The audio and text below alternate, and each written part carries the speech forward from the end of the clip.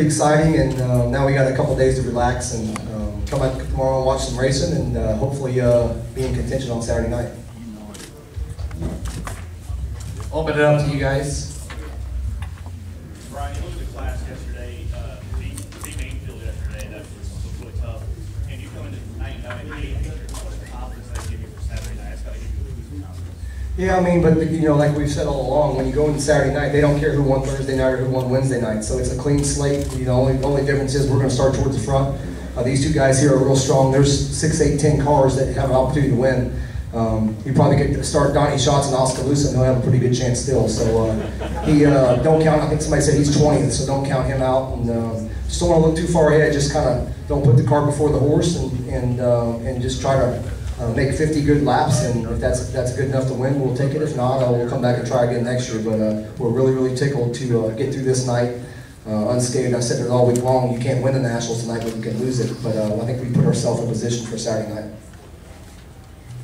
Kerry, Brian said he was having issues there in the A. From where you were sitting, did you see him have any issues?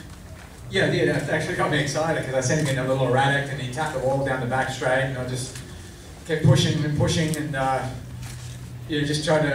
With the traffic, I figured I had an excellent opportunity. It was just a matter of time, but unfortunately the check didn't come out. But I was pushing as hard as I can. I stayed a reasonably close distance the whole race, and just ran a good race. I mean, he might have got erratic, but not too erratic. So I think, like Brian said, I'm pretty disappointed. But in about 5 minutes, when we realised that we're in a good state for Saturday night, we're going to be pretty happy about tonight's racing. What would it have taken For him not to put me in the infield on that restart. Let's race each other clean, but no. Hey, it's Knoxville Nationals. That's what the fans pay to see. I mean, it's supposed to be like that. That's the way it's supposed to be. I did nothing wrong, and it was not even a close moment. I just had to lift. So, yeah, just needed some traffic. I needed to probably work the bottom a little harder. Sounds like Kevin was really good down there. So, I just tried to play it. I guess I played too patient. Not sure, but really happy with where we're at.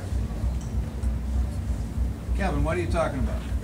Come on, come on. He just asked me if I was, or that I was on the bottom of, or which end, and I went 3 and 4. That I just couldn't, I couldn't get turned up off to really take the advantage of all the moisture down there. And if I could have done that better, there was laps that I did do it and was getting really close. And when I got there, I made one mistake down there. And if you miss the bottom, especially as fast as the top is, it's a big deal. So like 2 to go there, I just decided to settle in and make sure I was locked in with as many points as I could and not give it any away.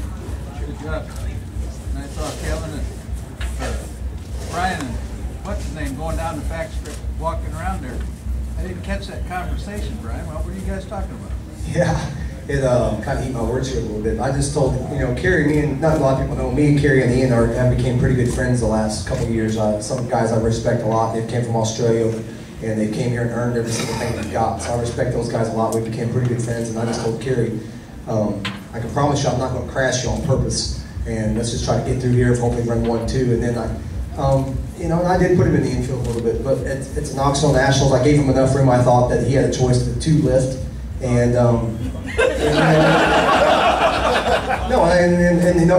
that's how you race. That's how the outlaw guys race, and that's what you got to do. I mean, you just got to try to take the air off them, and you definitely don't want to crash somebody. But I did what I had to do. I thought to win the race, and he ran second, so it's all good.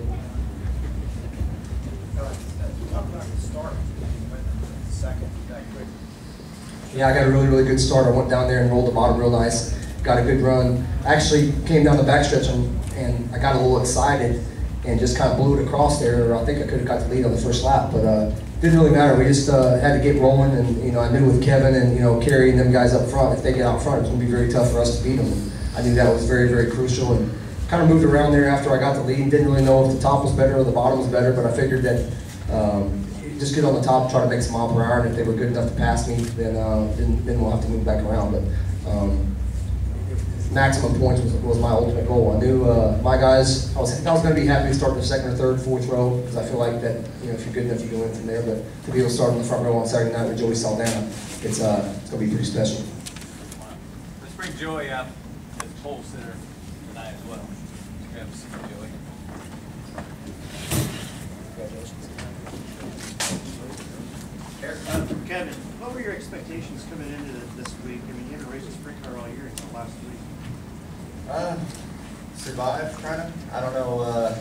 I knew I'd be okay the 360 just as the speed's down, you know, and I thought I'd have a pretty decent shot there, and that was good. I struggled this week, you know, my whole career really, and I was worried because the 360 Saturday night still felt fast, you know, to me in the year, like NBA players, guys that come out of college and they talk about the game slows down, and it's the same stuff for this, you know, the reactions slow down and things, and you know, the 360 Nationals was still a little too fast. I was really worried going into Sunday night that I wasn't really going to be able to handle it, and you know, it's been pretty good. I definitely, it wore me out tonight. That's the hardest I've worked in a long time to go there, and probably, you know, 6-7 to go, I was over in the headrest, but I wasn't going to stop. So you know, it's been fun to think I was going to come in here and be on the podium all 5 nights that I've raced was not what I thought would happen at all, and especially when it came to the 410 stuff. So you know, really excited to just be in the race and to have the opportunity to drive such a good car that Bernie and any race parts put on.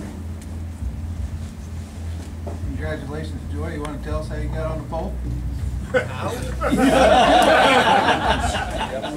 I guess I did just enough.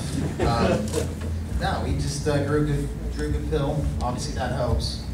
Then qualifying is huge here, and then luckily we got out of that heat. That was pretty scary, but we made it out, and then just had a good solid feature and finished 5th. But we definitely got some work to do if we're gonna have a shot. But very pleased, very pleased. Thank you. After you're up and down here, and how does it feel to be set where you're at right now? I think that's just a huge testament to Dan Motter and all the guys. Just never giving up, coming into the biggest race of the year. I mean, the way we've been running, who would ever thought I'd be on the pole? So, pretty amazing, and just got to get better, work on our stuff, and you know, we're as good as anybody else if we do the right things. We just got to do the right things, and got a good opportunity. So hopefully we capitalize on it. After watching the last couple of days, who you got to beat? Who do I got to beat? 23 other guys. Really, I think the biggest thing in any sport, especially racing, you can't beat yourself, and it's very easily to beat yourself up and, you know, lose confidence. So right now I'm feeling pretty good. So I'll enjoy it tomorrow, and then hopefully we get our car better and have a shot. Joey, can you talk about the chassis change a little bit?